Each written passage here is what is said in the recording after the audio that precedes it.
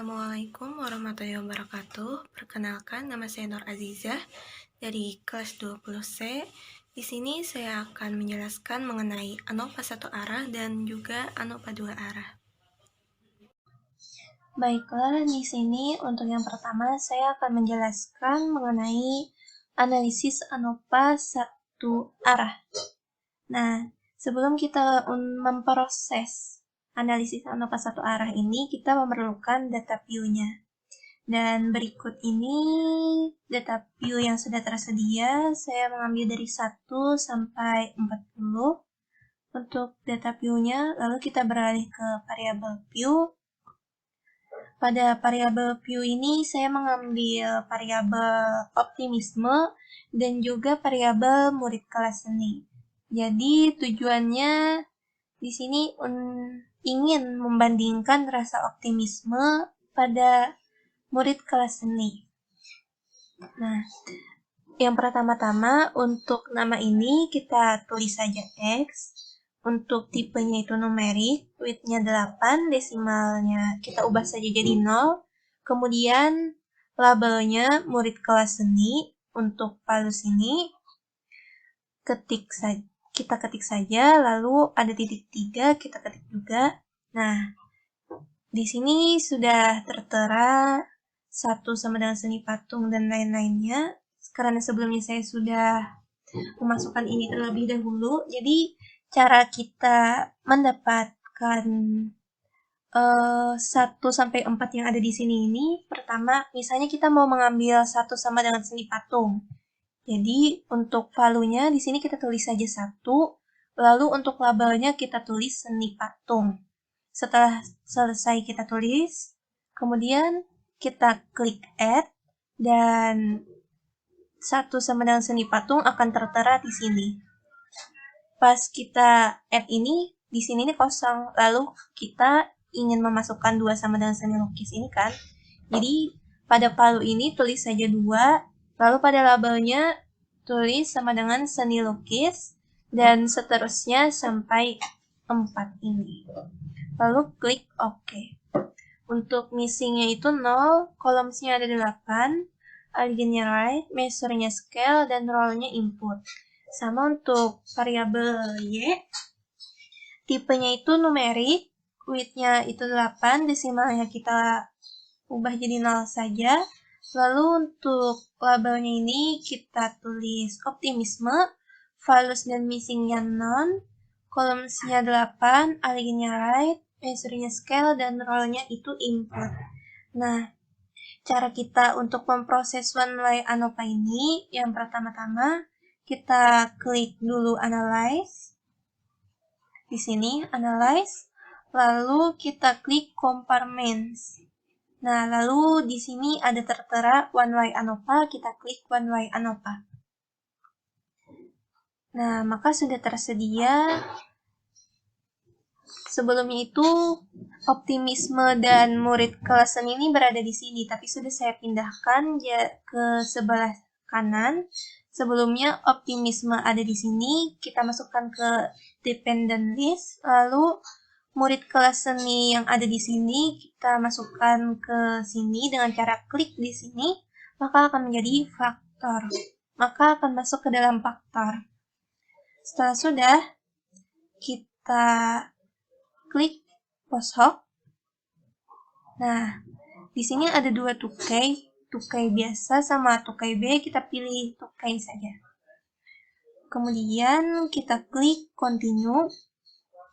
Nah, setelah kita klik continue, kita klik option. Di sini kita pilih saja descriptive sama homogeneity of variant test. Kemudian kita klik continue dan OK.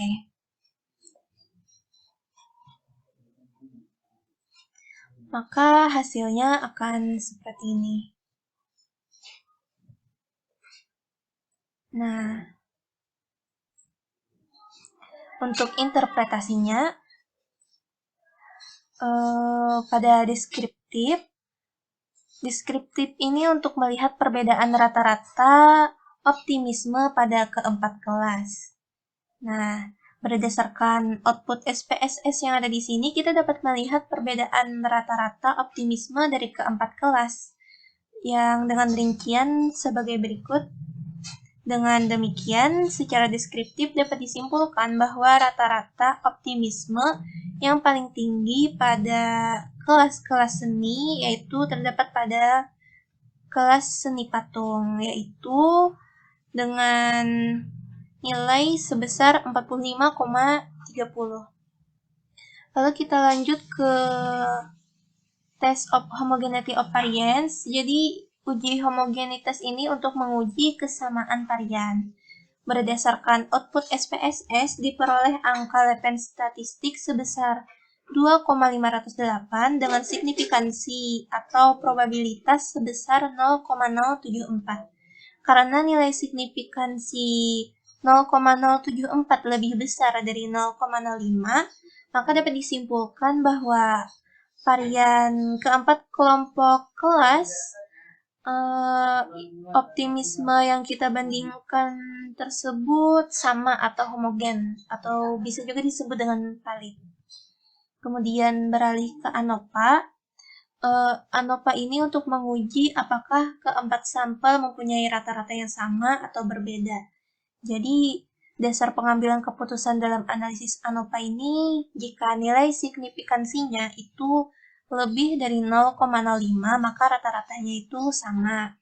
Namun, jika nilai signifikansinya itu kurang dari 0,05, maka rata-ratanya itu berbeda. Berdasarkan output ANOVA yang ada di sini, diketahui nilai signifikannya sebesar 0,009, maka hal itu berarti kurang dari 0,05, sehingga dapat disimpulkan bahwa rata-rata keempat kelas tersebut berbeda dalam optimismenya secara signifikan. Kita beralih ke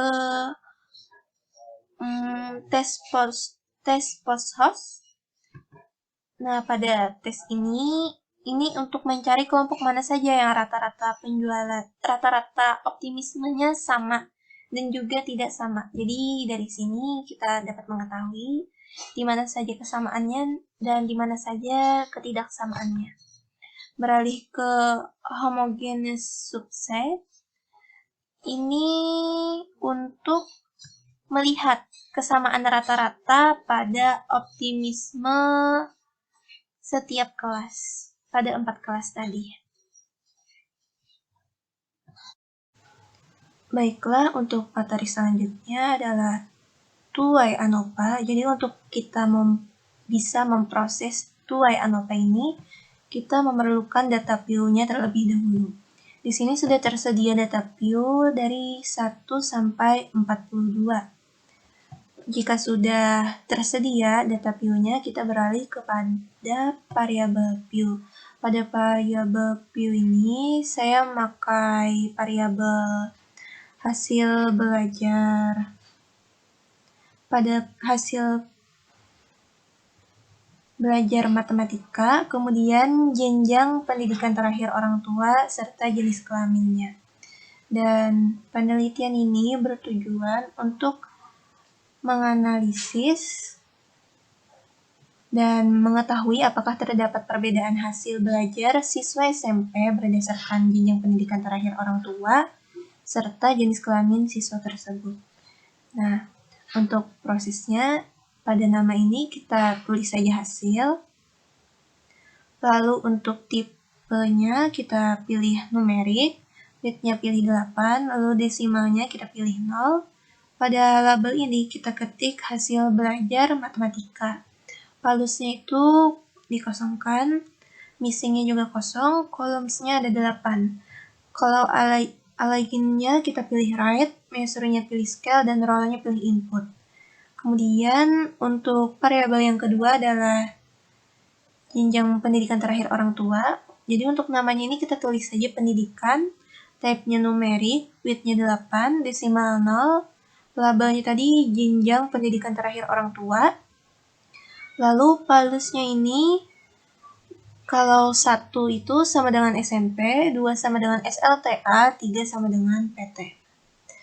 Lalu missingnya non, columns-nya ada 8, allegiance-nya right, lalu measure-nya di sini kita pilih nominal, lalu role-nya kita pilih input.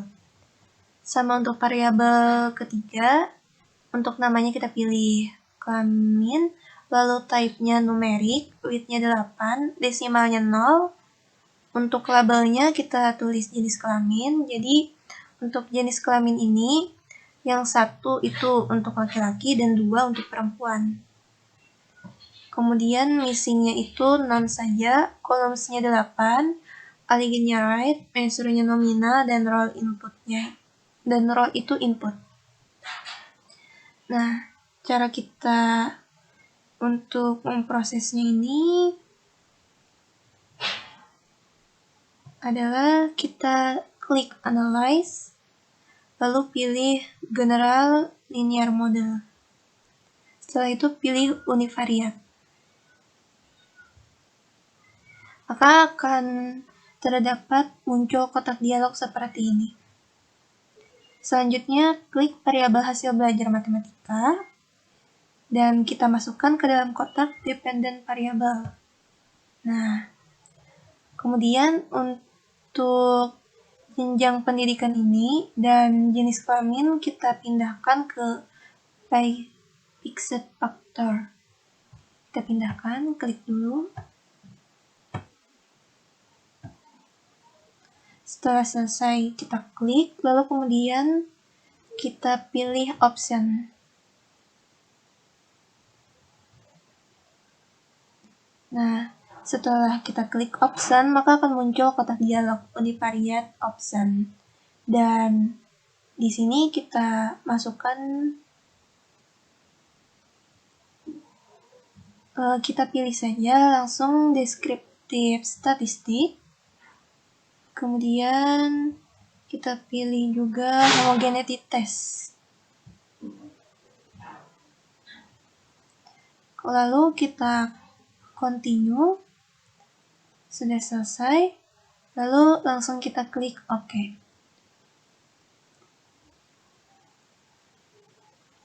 Dan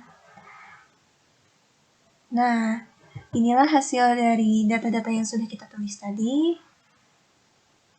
Ada descriptive, test of homogeneity of variance, ANOVA, dan lain-lainnya. Untuk interpretasinya,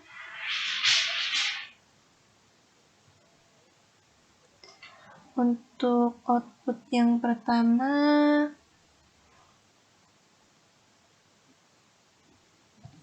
di sini ada between subject factor. Nah, di dalam output ini kita disuguhkan hasil dari subjek-subjek yang sudah kita teliti.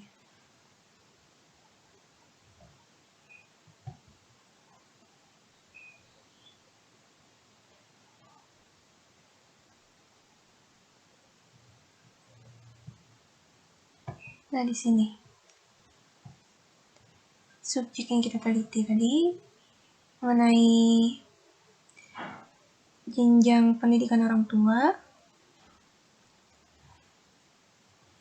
Lalu ada juga di bawahnya descriptive statistik. Bagian output ini menampilkan ringkasan statistik deskriptif dari data yang kita analisis sebelumnya. Statistik deskriptif ini mencakup nilai mean, standar deviasi, dan N atau jumlah masing-masing data. Lalu pada output yang ketiga itu dependence of equality of error variance. Output ini digunakan untuk mengetahui apakah masing-masing varian dari variabel terikat dependen adalah sama atau homogen. Adapun dasar pengambilan keputusan dalam uji homogenitas ini sama, yaitu jika nilai signifikansinya lebih besar dari 0,05, maka artinya varian variabel hasil belajar matematika adalah sama atau homogen. Jika nilai signifikansinya lebih kecil dari 0,05, maka itu artinya varian variabel hasil belajar matematika adalah tidak sama atau heterogen. Dan berdasarkan output yang ada di atas ini diketahui jika nilai signifikansi adalah sebesar 0,748, yang ada di sini, maka itu artinya melebihi dari 0,05. Sehingga dapat disimpulkan bahwa variabel hasil belajar matematika adalah sama atau homogen. Karena varian tersebut bersifat homogen, maka itu artinya persyaratan dalam uji tuai ANOVA ini sudah dapat terpenuhi. Untuk output yang keempat itu test of between subject effects, dan ini adalah output untuk uji hipotesis penelitian. Kolom pertama itu menunjukkan faktor apa saja yang ada dalam penelitian ini, kolom kedua menunjukkan jumlah kuadrat, kolom ketiga menunjukkan derajat kebebasan atau DF, lalu kolom keempat menunjukkan rata-rata kuadrat, kolom kelima menunjukkan F hitung, dan kolom keenam menunjukkan nilai. Dan nilai ini tadi seperti sebelumnya juga, jika nilai signifikansinya lebih dari 0,05 maka ada perbedaan hasil belajar matematika siswa berdasarkan variabel faktor. Jika nilai signifikansinya kurang dari 0,05 maka tidak ada perbedaan hasil belajar matematika siswa berdasarkan variabel faktor.